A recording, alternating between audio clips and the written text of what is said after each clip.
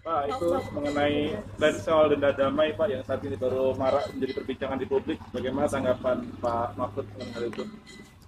Iya, saya heran ya. eh, Menteri terkait dengan hukum itu sukanya mencari dalil atau pasal pembenar terhadap apa yang disampaikan oleh Presiden. Eh, Seperti kasus pemulangan narapidana ke luar negeri, katanya hanya tactical arrangement gitu, padahal ada hukum yang melarang. Yang ini lagi gagasan Pak Prabowo untuk kemungkinan memberi maaf kepada koruptor asal mengaku secara diam-diam dan mengembalikan kepada negara secara diam-diam. Itu kan salah. Undang-undang korupsi tidak membenarkan itu, hukum pidana tidak membenarkan itu. Lalu menterinya mencari dalil pembenar, itu kan ada di undang-undang kejaksaan, denda damai. Denda damai itu hanya untuk tindak pidana ekonomi sesuai dengan undang-undang tentang bea cukai, undang-undang perpajakan, dan undang-undang kepabeanan. Nah, di situ kalau ada orang melanggar pajak atau bea cukai, itu tawar-menawar dulu. Oh, kamu seharusnya bayar 100 miliar. Kok hanya membayar 95. Nah, sekarang yang 5 ini dikalikan berapa? Itu namanya denda damai. Dan itu jelas. Ada mekanismenya, yaitu dibuat oleh instansi terkait, dalam hal ini Kementerian Keuangan, lalu minta izin Kejaksaan Agung. Minta izin ke Jaksa Agung. Jelas tuh prosedurnya, angkanya jelas, tidak diam-diam. Nah, sekarang dinaikkan kewenangan ini, Jaksa Agung boleh menerapkan denda damai tanpa usul dari instansi terkait. Tetapi itu tetap tuh undang-undang tindak pidana ekonomi, yaitu untuk kepabeanan, untuk pajak, dan untuk tadi bea cukai. Itu diatur di dalam pasal 35 Undang-Undang Kejaksaan Agung yang terbaru. Dan itu jelas di dalam pasal 35, dan penjelasannya itu hanya untuk tindak pidana ekonomi tertentu. Korupsi tidak masuk di situ. Oleh sebab itu, menyongsong tahun baru nih, mari ke depannya jangan suka cari-cari pasal untuk pembenaran, itu bahaya. Nanti setiap ucapan presiden ditarikan dalil untuk membenarkan, itu tidak bagus cara kita bernegara. Prof, Berarti kekacauan itu hukum seperti apa yang akan timbul ketika denda damai ini dipaksa diterapkan?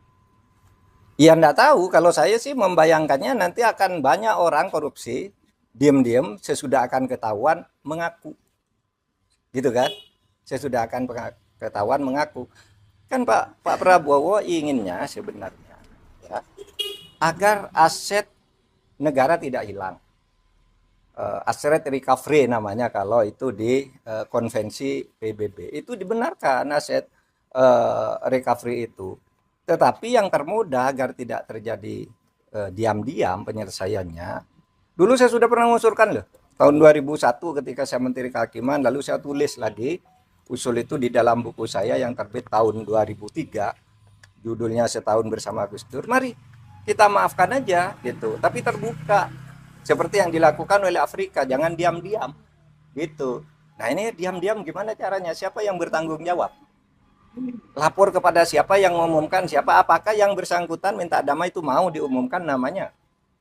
Nah, kalau tidak diumumkan, tidak transparan, tidak ada yang tahu bahwa itu melanggar atau tidak. Tapi kalau diumumkan, ya lewat pengadilan aja. Dan salah kalau mengatakan undang-undang untuk mengembalikan aset itu tidak ada jalannya. Kalau mau ya undang-undang perampasan aset diberlakukan aja, undang-undang perampasan aset yang sudah dituju oleh DPR sama pemerintah dulu, tapi lalu macet di DPR. Itu saja diundangkan, itu lebih gampang, ya, undang-undang perampasan aset itu kan bisa dilakukan begitu. Oke. Prof, berarti Prof Mahfud menilai bahwasanya apa yang disampaikan oleh Menteri Hukum itu salah kaprah. Saya kira bukan salah kaprah, salah beneran. Kalau salah kaprah itu biasanya sudah dilakukan, terbiasa meskipun salah. Ini belum pernah dilakukan kok. Mana ada korupsi diselesaikan secara damai? Itu korupsi baru, namanya kolusi. Kalau diselesaikan secara damai, dan itu sudah sering terjadi kan? Selesaikan diam-diam antar penegak hukumnya yang ditangkap. Kalau menyelesaikan diam-diam kan banyak tuh yang terjadi. Jaksa, polisi, hakim masuk penjara kan mau menyelesaikan diam-diam. Iya toh? Itu sama aja. Oke. Pak, tapi dikit Pak Andi Aktas kan ada menyinggung sedikit soal turunan dari Undang-Undang Kejaksaan. Berarti ini apakah ada keterkaitan akan ada Ya perubahan itu yang banyak? yang saya katakan tadi itu menyebut Undang-Undang Kejaksaan itu salah. Undang-Undang Kejaksaan itu mengatur tentang itu di dalam pasal 35 yang menyatakan bahwa dalam hal-hal tertentu Jaksa Agung boleh menerapkan denda damai di mana sebuah kasus itu tidak diadili asal ada perdamaian tentang jumlah yang dibayar. Itu pasal 35 menyebut bahwa itu hanya untuk tindak pidana ekonomi. Lihat aja pasal 35 itu tindak pidana ekonomi itu ada 3.